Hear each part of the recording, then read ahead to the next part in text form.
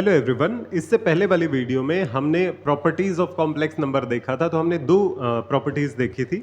एक प्रॉपर्टीज़ देखी थी properties of conjugate, properties of conjugate. कोई कॉम्प्लेक्स नंबर है तो उसका कॉन्जुगेट z कॉन्जुगेट। इसकी प्रॉपर्टीज़ में जो सबसे इंपॉर्टेंट प्रॉपर्टीज़ थी वो ये थी कि एडिशन, सब्ट्रैक्शन, मल्टीप्लिकेशन या डिवीजन, अगर इस तरीके से ऑपरेशंस है कॉम्प्लेक्स नंबर में, तो हम जो कॉन्जुगेट है उसको डिस्ट्रीब्यूट कर सकते हैं, जैसे कि z1 plus z2 into z3 minus z4 इस पूरे के ऊपर कॉन्जुगेट है। तो चाहे एडिशन हो, चाहे मल्टीप्लिकेशन हो, चाहे डिवीजन हो, ये जो कॉन्जुगेट है ये सब के ऊपर आ जाएगा। z1 conjugate, z2 conjugate, z3 conjugate minus z4 conjugate. तो इस तरीके से डिस्ट्रीब्यूट हो जाता है। ये कॉन्जुगेट की प्रॉपर्टी हमने इससे पहले कवर कर चुके हैं। दूसरी प्रॉपर्टी हमने मॉड्यूलस की देखी थी। मॉड्यूलस की प्रॉपर्टी में हमने बोला था कि दो कॉम्प्लेक्स नंबर अगर मल्टीप्लिकेशन या डिवीजन में, जैसे z1 इंटू z2 अगर मल्टीप्लिकेशन में है तो आप मॉड्यूलस को सेपरेट कर सकते हो, z1 modulus into z2 modulus. अगर z1 बाई z2 अगर ये डिवीजन में है तो भी आप मॉड्यूलस को सेपरेट कर सकते हो, modulus of z1 divided by modulus of z2। इस तरीके से सेपरेट किया जा सकता है। हमने कहा था कि मॉड्यूलस की प्रॉपर्टी में एडिशन और सब्ट्रैक्शन में ये बात सच नहीं होगी। Modulus of z1 plus z2 will not be equal to modulus of z1 plus modulus of z2। हमेशा सच होगा ऐसा ज़रूरी नहीं है। Modulus of z1 minus z2 not equal to modulus of z1 minus modulus of z2। ये बात सच नहीं होता है, ज़रूरी नहीं है कि हमेशा सच हो, कभी कभी बाई चांस हो सकता है, but it is not a property कि हमेशा हम इसको ये नहीं लिख सकते।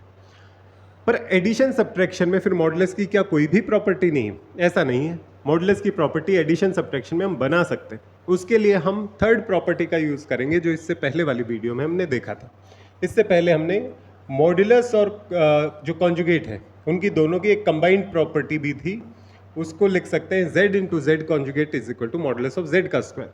तो इस प्रॉपर्टी का यूज़ करके हम सिंप्लीफाई करने की कोशिश करते हैं। देखिए, modulus of z square is equal to z into Z conjugate. मैं जानना चाहता हूँ modulus of z1 plus z2 को, कि इसकी वैल्यू क्या होगी। तो मैं इसकी डायरेक्ट वैल्यू तो नहीं लिख सकता हूँ, पर इसका मॉडुलस का स्क्वायर मैं करके सॉल्व कर सकता हूँ। अगर मैं मॉडुलस ऑफ ये z1 प्लस z2 इसका कंप्लीट का स्क्वायर लिखूंगा तो ये क्या बनेगा, जो भी कॉम्प्लेक्स नंबर है वो यूं का यूं इंटू उसका कॉन्जुगेट। जो कॉम्प्लेक्स नंबर है ये क्या है, z1 प्लस z2 इंटू उसका conjugate, z1 plus z2 whole conjugate. अब हम कॉन्जुगेट की प्रॉपर्टी को जानते हैं, अगर पूरे का कॉन्जुगेट है तो इंडिविजुअल कॉम्प्लेक्स नंबर्स के ऊपर कॉन्जुगेट आ सकता है। z1 plus z2 into z1 conjugate plus z2 conjugate. ये बात सही है। अब मल्टीप्लिकेशन कर लेते हैं। ये बनेगा z1 into z1 conjugate plus z1 into z2 conjugate plus z2 into z1 conjugate plus z2 into z2 conjugate.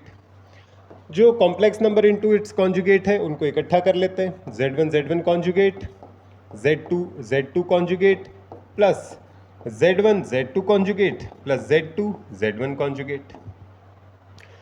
Complex number into its conjugate होता है मॉडुलस ऑफ z का स्क्वायर, तो इसको हम लिख सकते हैं, ये बन जाएगा modulus of z1 square plus ये z2 into its conjugate modulus of z2 square plus z2 conjugate plus z1 conjugate, z1 conjugate.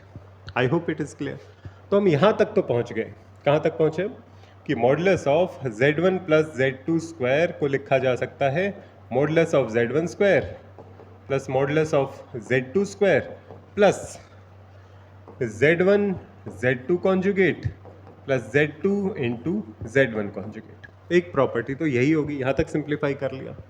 अब ये जो z1 z2 conjugate plus z2 z1 conjugate है, इसकी वैल्यू को और सिंप्लीफाई किया जा सकता है। तो भाई मैं इसको क्लियर कर रहा हूँ, आप नोट कर सकते हैं। मैं इसकी वैल्यू देखना चाहता हूँ कि इसको और क्या सिंप्लीफाई किया जा सकता है। ये क्या लिखा हुआ है, एक कॉम्प्लेक्स नंबर दूसरे का कॉन्जुगेट, दूसरा कॉम्प्लेक्स नंबर पहले का कॉन्जुगेट।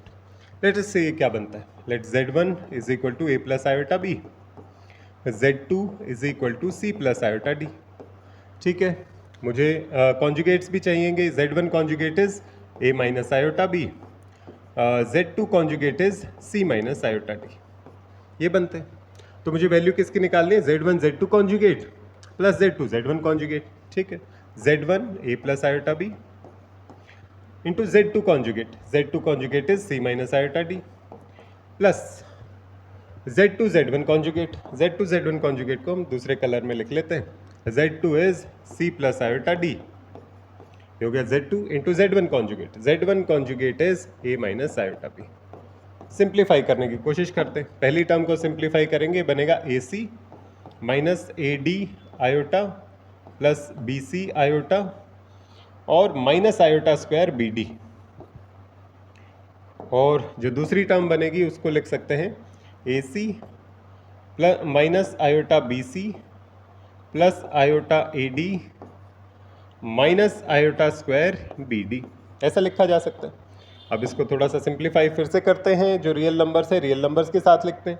आयोटा स्क्वायर है, आयोटा स्क्वायर की वैल्यू -1 होती है, तो ये बनेगा AC प्लस BD बन गया, प्लस आयोटा टाइम्स आयोटा के साथ कौन है BC माइनस AD, ये बन गया, प्लस दूसरी टर्म में भी देखते हैं रियल नंबर क्या बन रहे हैं, आयोटा स्क्वायर होता है -1, ये बना AC plus BD plus iota common AD minus BC, बात सही। तो हम इसको दोनों को कंबाइन करके लिख सकते हैं, ये बनेगा AC plus BD 2 times AC plus BD, और ये है BC माइनस AD, ये है AD माइनस BC, दोनों एक दूसरे के नेगेटिव साइंस हैं, इसको नेगेटिव से मल्टीप्लाई करेंगे तो यही बनेगा। तो आयोटा BC से माइनस आयोटा BC कटेगा, आयोटा AD से माइनस आयोटा AD कटेगा, ये कैंसिल हो जाते हैं, ये हमारा आंसर निकलता है। तो इसमें ऑब्जर्व क्या करना है कि जब मैंने सॉल्व किया Z1 into Z2 conjugate plus Z2 into Z1 conjugate को, अब नोटिस कीजिए इसकी वैल्यू आ रही है 2 times AC plus BD।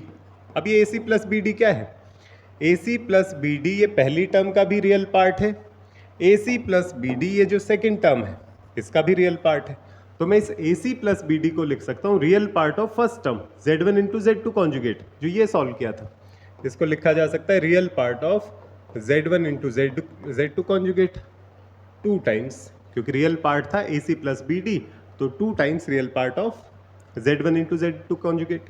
Same real part ये Z2 इंटू Z1 कॉन्जुगेट का भी था, सेकेंड टर्म थी Z2 इंटू Z1 कॉन्जुगेट, ये बनी Z2 इंटू Z1 कॉन्जुगेट, इसका रियल पार्ट भी AC प्लस BD था, तो इसको लिख सकते हैं real part of Z2 into Z1 conjugate. तो आप इनमें से कोई भी लिख सकते हैं। ऐसा किया क्यों हमने, ऐसा इसलिए किया कि ये जो टर्म आई थी Z1 into Z2 conjugate plus Z2 into Z1 conjugate, इसको हम सिंप्लीफाई करना चाह रहे थे, इसको सिंप्लीफाई करके लिखा जा सकता है ये वाली टर्म। तो हम अपना जो फॉर्मूला है उसको एंड में लिखते हैं, modulus of Z1 plus Z2 whole square is equal to modulus of Z1 square plus modulus of Z2 square, और इस पूरी टर्म को लिखा जा सकता है 2 times plus 2 times real part of Z1 into Z2 conjugate, या तो आप इसे Z1 इंटू Z2 कॉन्जुगेट लिख सकते हैं, या लिख सकते हैं 2 times real part of Z2 into Z1 conjugate, वो भी सही रहेगा।